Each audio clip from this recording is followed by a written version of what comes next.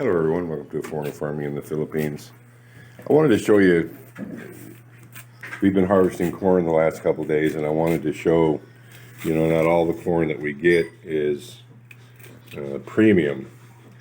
And this here, that's indicative of poor pollination. And that is caused by all the rain we've been getting. Because the silk, this here, when you see on the very top of a corn plant, you see that, I don't know, it's like a little mini Christmas tree up on top of the stalk. That sheds down and it goes onto this silk. And every one of these little strands here, every one of these little hairs, I guess you could say, corresponds to a kernel of corn. So as the pollen rains down and hits this, it fertilizes it. And when you see patches like this that are just not, don't have a piece of corn, poor pollination. And we've got, I don't know, maybe 20% of what we harvested was like this. Still edible. We eat all these. It tastes the same. It's still really tasty. It's just it's not beautiful. Excuse me.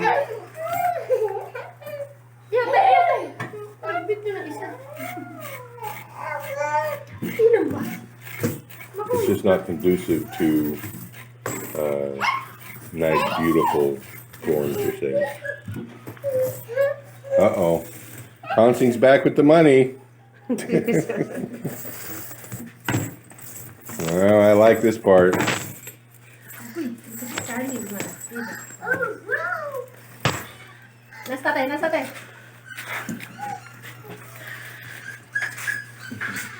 Who's that guy? Hi. Hi, Tatay.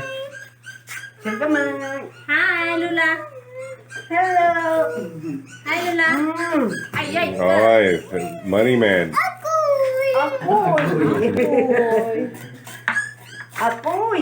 I wanted to explain this a little better away from the crowd and the noise in there. So, the miracle of reproduction, I always find fascinating.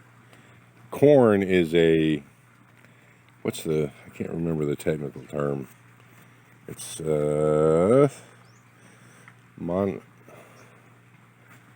monoecious maybe.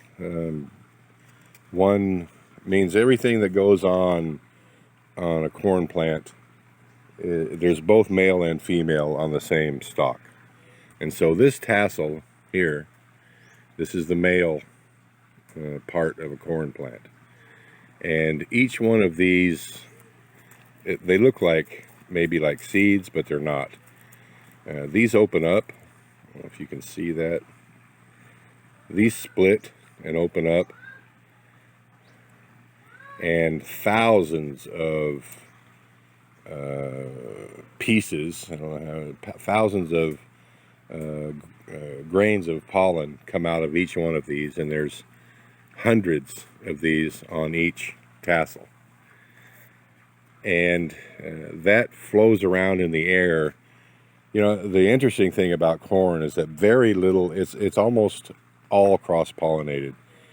Maybe only 10% of this corn is pollinated from the same stalk. It requires a little breeze. This pollen is very, it's almost microscopic. It's very light, and when it becomes airborne in the breeze, it flows to another plant, and it lights on this silk. This is the silk part. The ear of corn and this silk, that's the female part of a corn stalk. And as I was saying before, the reason that they're not pollinating well, there's two reasons. In general, the high humidity in the Philippines is not conducive to corn, things like corn and potatoes, corn and tomatoes, which are self-pollinating, and it's all got to flow around on the breeze. Things like squash, fruit trees, things that are pollinated by bees, that's a whole different thing. Usually on a flower, on a tree, or many other plants, it's all the pistil and the stamen is all in the flower. And what happens when the bee comes into a flower, they've been on another plant, and they go around inside the flower and spread the pollen around, and it's fertilized that way. But with corn, it's all airborne. It's all got to go in the breeze.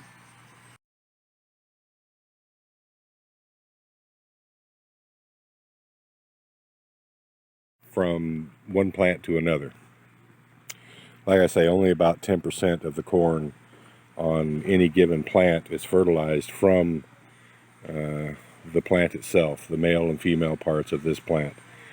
The pollen from the male here could drift in the breeze and pollinate one of those dozens of feet away.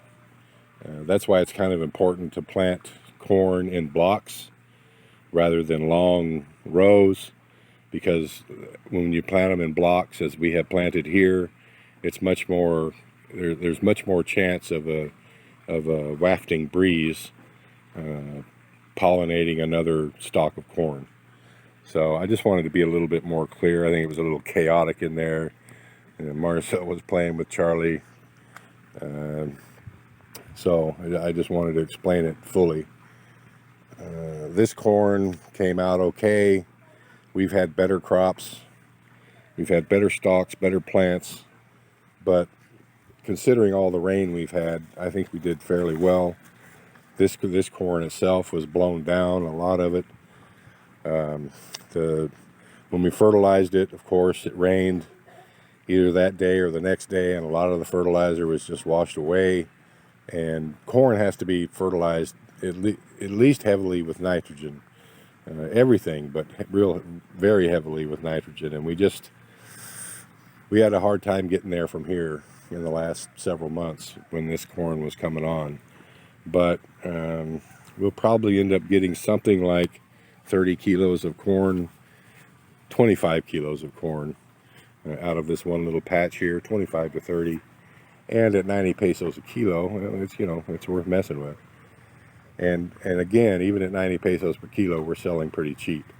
They sell by the each in Alturas. Each ear is like 45, 50 pesos. So, and it takes 3 or 4 of those to make a kilo. So we're on the lower end, and we just raised our price. We were selling them for 70 per kilo, and now we're at 90. And if food prices keep going up and fertilizer keeps going up, then we'll raise our prices again at some point. But generally, overall, satisfied with this corn. And we've got another fairly large patch right back there that's due to be harvested in the next week to 10 days. So it's all good. And then with corn, all these husks, because the girls prepared many of the they prepared all the ears of corn for sale, and most of those, the husk were removed. Some not, because some people like it with the husk remaining. But the good part with corn is that now all these husks are going to go down to the chickens and the pigs, and the pigs especially like it. But the chickens, it gives them something to scratch around in, and it's all good. We don't put this in the compost pile, because putting it in the chicken and the pig pens, it eventually becomes compost anyway. The stalks themselves, those will be added to the compost pile. So corn is just, I'm really pleased with our success with the corn. It's, once you get a few things figured out that are particular to the Philippines, it's fairly easy to grow, and it's really easy to sell. Had no problems at all selling it, even at 90 pesos per kilo. People love it, and we love growing it. And and we never have enough of it. We plant more and more, a higher and higher percentage each time the that we plant more corn and more corn and more corn in the fields as a percentage of crop versus something else, and we never have enough. Never have any. So far, we haven't had anywhere near enough. But we've got a lot planted, and a lot more will be planted down in the fields down there. So we shall see. Thank you, everyone. Please like, comment, share, and subscribe.